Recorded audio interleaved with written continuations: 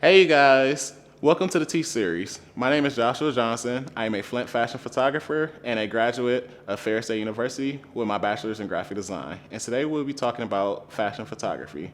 So let's get started. How do you express culture through your work? So that's actually, I'm glad you asked that because when I look at my Instagram, one of my main focuses on actual posting is how can I promote everyone? How can I make you see yourself in my images? So what that means is I like to shoot a wide range of people. I like to shoot whether it's different skin tones, different sexual orientations, different religions. I like to cover everything just so that way you know that this is a safe space when you shoot with me and you can see yourself in my images. When you say you can see yourself in your images, what exactly do you mean by that? Can you go into more detail? So what I mean by that is when you're looking as a model, I put myself in the model's shoes for looking for a photographer. When you're looking for a photographer, you will want a photographer who is used to shooting your specific skin tone, your maybe hair texture. You would like for a photographer that's comfortable and familiar with different ethnicities, different sexual orientation, and it brings more comfort for the client knowing that he's done this before, and I'm not the first of my kind to Yeah. actually get my photos taken by him. So ultimately, they have to be able to see their own identity in your work. Is that something that ultimately makes them happy? It's something that makes them happy because when you look at inspiration, a lot of times people aspire to be those models that we see in the magazines, those picture perfect images of how they look. But how do I look? Exactly how I have to put myself in the shoes of the client. If I seen nothing but blonde hair, blue eyes, and I would be a little hesitant to work with that photographer if I look different. So I like to show every single race, every single hair color, every single style of hair color. I like to show different forms of fashion because ultimately you are a model if you believe you're a model. It reminds me, to sum that up, I would say everyone is valid. Is that an accurate statement in That is an practice? accurate statement. So everyone has validation to come support my business.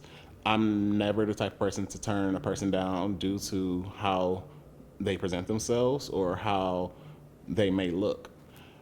A lot of times when you get your pictures taken, it's a nerve wracking experience just if you're not comfortable. So going back into the comfort state, you'll feel a little bit more comfortable knowing that this person has done this before, Right. or this person has taken pictures to someone that similar looks like me. Do you think it's more of like a subconscious thing where people, like if somebody's looking at a portfolio and they don't see someone that looks like them, do you think it's a subconscious thing that makes them uncomfortable? Or, Sometimes it can be a subconscious thing, but as a photographer, I learned that different skin tones actually require different lighting techniques. Everyone has different requirements as far as lighting. Me personally, since I'm a man, I like more strong contrast with my shadows just because it slims me down and makes me look a little bit more muscular. For a woman, you want to have more brightness because you want to have her face and her highlights and her makeup to be showing, and you want her to look glowing almost. Mhm. It's different techniques for everyone. So I mean, every shoot is unique. There's nothing that's the same between two shoots. Would you say, Exactly. except for the equipment, or It's the same equipment. It's the same editing process. It's everyone's different as far as when you get your pictures taken because something that might look good on the next person might not look good on you. So you want to do what complicates you and makes you feel the most confident. The value of yourself being represented in my work is just showing that if you're a man or a woman of any different background, you're welcome here. I love my African American culture, but I want to expand past my African American culture as far as my clientele.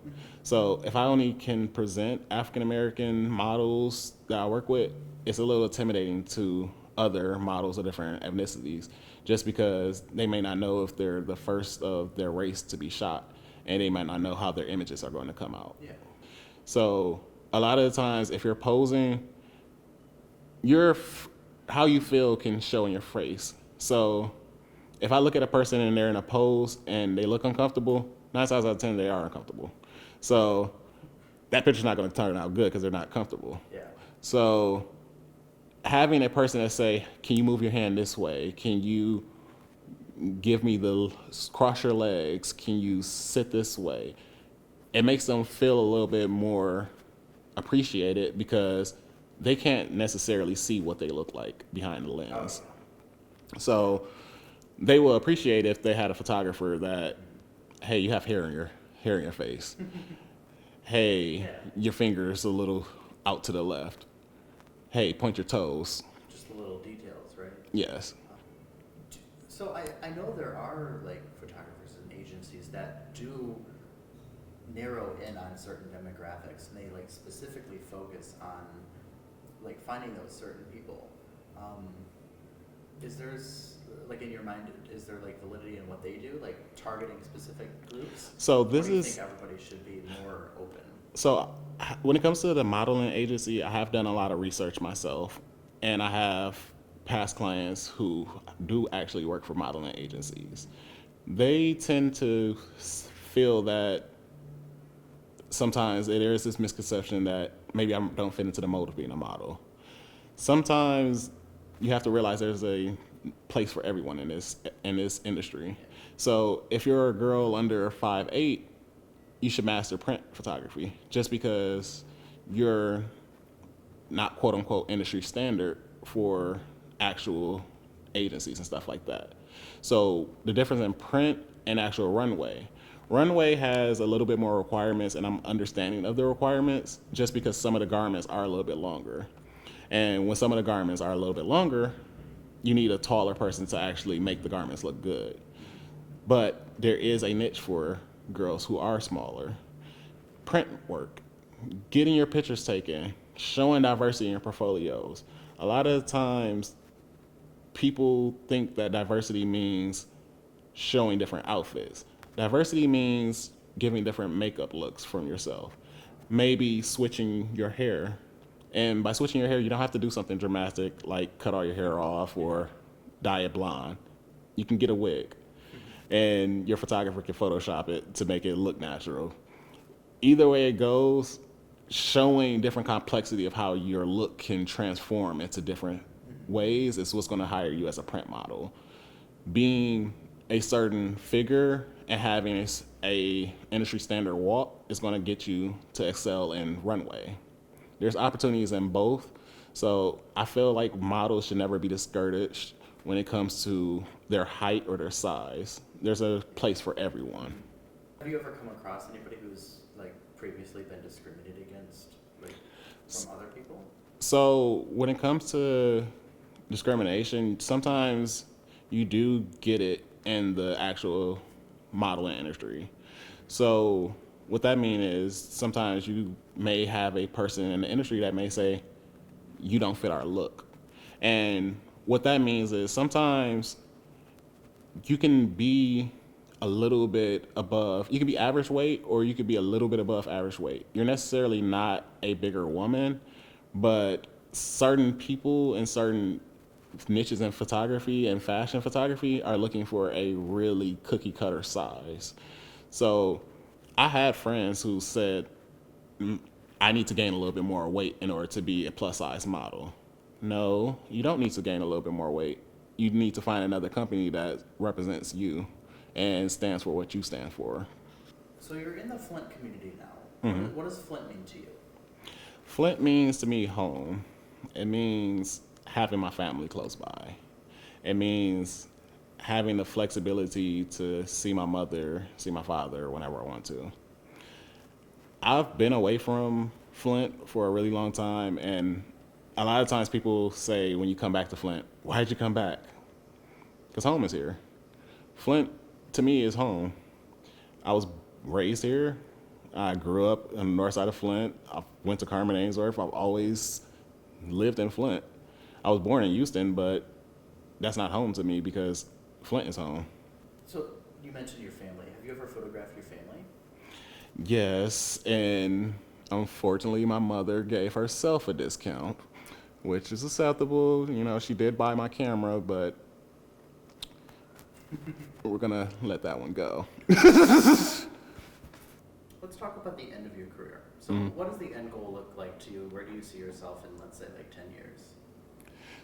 So, my end goal ultimately, I want to either be a lead photographer for a high fashion magazine, such as like Vogue, W, or L, or I would like to work with an actual modeling company and a talent agency, helping to build their actual models and working with their personal techniques and things like that to help them improve with their shooting.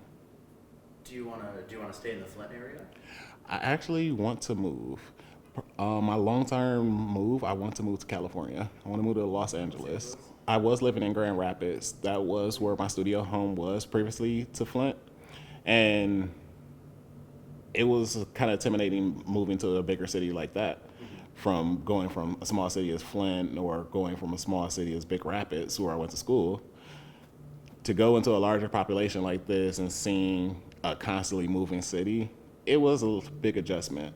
So, but it actually gave me a small adjustment to what I could actually see in the future. I could see myself in the future just working for myself, for my studio full time. All right, and thanks you guys for watching our video today. And feel free to reach out to me via my website at joshuajohnsondesign.net or Facebook or Instagram at Joshua Johnson Design. Make sure you like, comment, and subscribe, and share this video if you found it helpful. And thanks again for watching. We'll see you guys later.